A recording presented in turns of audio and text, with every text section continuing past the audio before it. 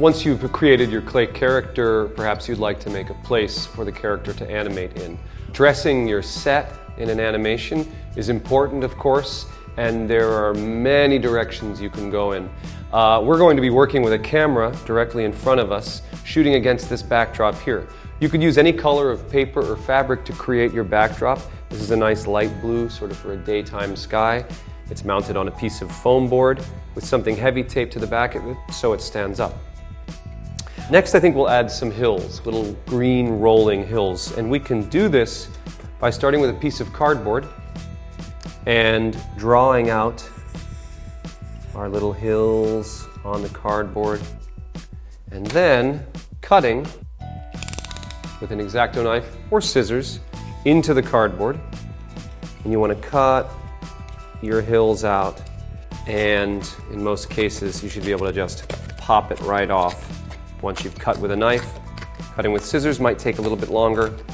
Whatever gets you there, and you have your hill piece just like this, which, depending on how you'd like to animate, you could just make it work just like that, or you could begin to cover your hill with green clay, whatever color you'd like your hill to be.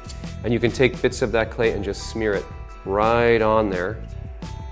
Once you've covered your entire hill, you might get something like this. You can texture it with a tool, add details.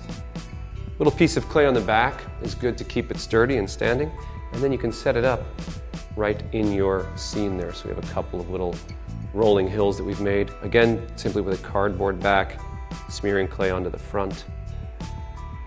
Next, we could do a tree, perhaps, and rather than just build the tree out of clay, we're going to use what is called a wire armature.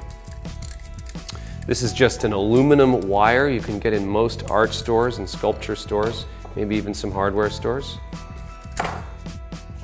To create a very basic tree trunk form, you take the wire between your fingers, do a little loop down there on the bottom, and just start to twist that wire.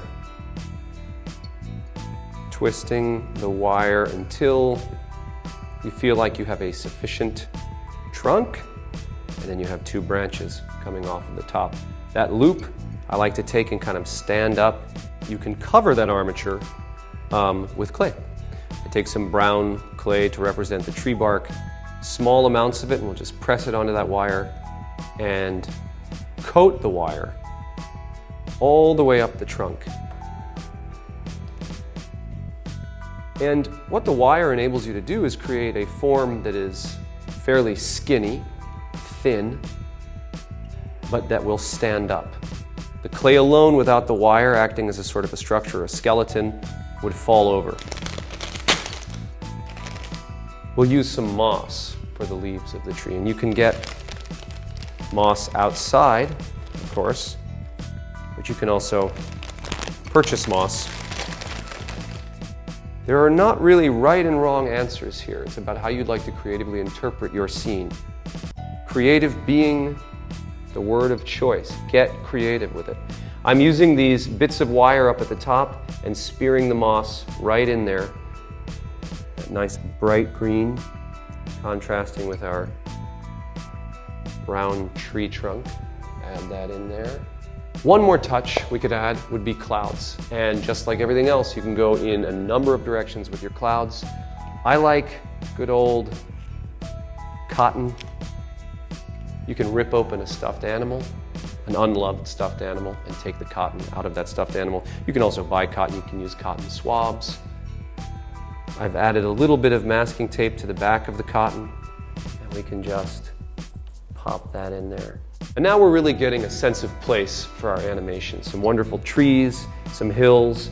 Of course, we have our blue sky and these nice cotton clouds as well.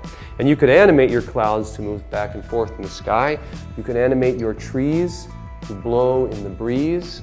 And of course, we could use maybe a little character here as well. A red dog, perhaps. Not a big red dog, just a medium-sized red dog.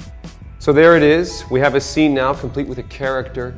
Remember, as you're creating a set for your animation, Be creative with it. A lot of the elements that you might use to find your sense of place are things you can find around the house at the local store. So go for it and have fun.